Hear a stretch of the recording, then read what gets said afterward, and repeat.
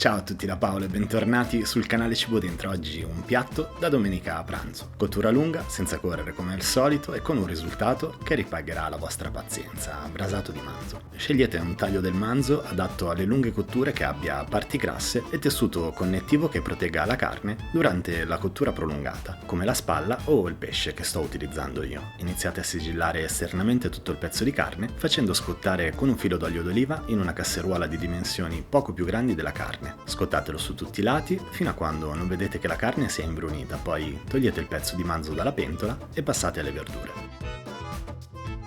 Per questa ricetta servirà uno spicchio d'aglio e una cipolla medio grande, 2 coste di sedano e 2 carote medie.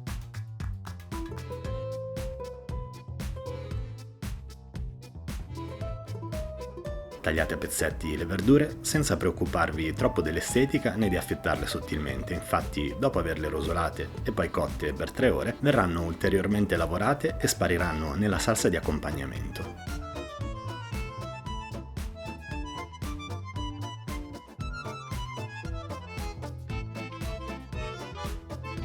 Tagliatele giusto per riuscire a distribuirle meglio nella pentola e far sì che diffondano i loro aromi alla carne.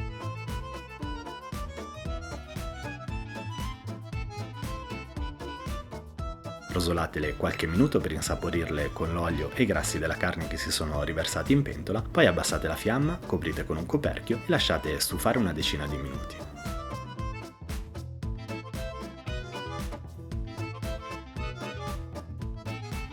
Il vapore sviluppato in pentola avrà ammorbidito le verdure e potete quindi adesso aggiungere il manzo. Adagiatelo sulle verdure al centro della pentola e ricoprite con una bottiglia di vino rosso.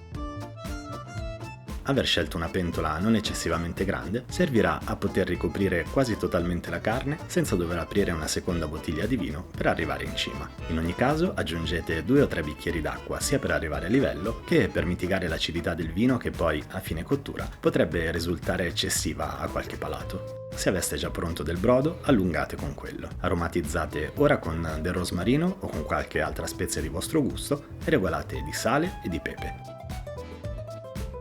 Alzate la fiamma giusto il tempo di portare a ebollizione il vino, poi coprite e riportate la fiamma al minimo. Lasciate il coperchio leggermente aperto in modo da far uscire un po' di vapore ma non troppo, in modo che il liquido accompagni la carne in cottura per quasi tutte le 3 ore, evitando di restringersi troppo velocemente. Durante queste 3 ore di cottura, almeno 2 o 3 volte, girate la carne in modo da alternare la parte di manzo che rimane immersa nel liquido.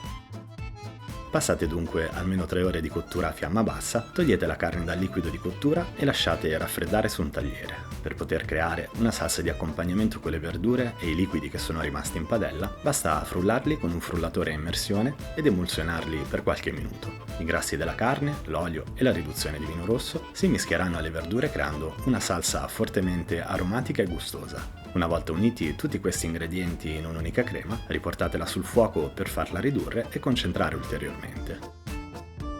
Tagliate quindi il brasato di manzo a fette di circa mezzo centimetro o del spessore che più vi soddisfa e iniziate a pensare a come servirlo. Ci sono 2 alternative legate sia al vostro gusto personale che alla temperatura del periodo dell'anno in cui preparate questa ricetta. Se come spesso accade quando la si prepara fa freddo, la cosa migliore è servirlo caldo, quindi approfittate della salsa che si sta restringendo sul fuoco e aggiungete le fettine di brasato per tenerle calde e insaporire con la salsa direttamente in pentola. Lasciate ridurre per una decina di minuti, poi potete servire. Se invece la giornata è calda e volete mangiare la carne a temperatura ambiente senza scaldarla, potete servirla come fosse un arrosto freddo aggiungendo a parte la salsa di accompagnamento. L'effetto visivo è sicuramente più elegante e si può scegliere quanta salsa accompagnare al morso di carne, che comunque risulterà tenerissima dopo la prolungata cottura in pentola.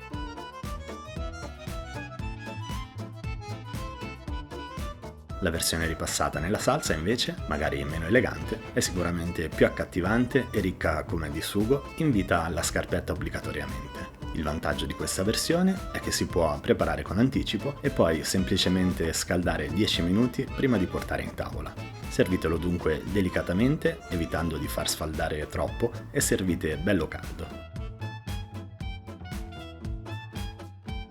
Io con questa ricetta, facile nonostante i lunghi tempi di cottura, come ogni giovedì vi saluto augurandovi buon divertimento e buon appetito e vi aspetto giovedì prossimo, sempre dalle 11 del mattino qui sul Cibo Dentro.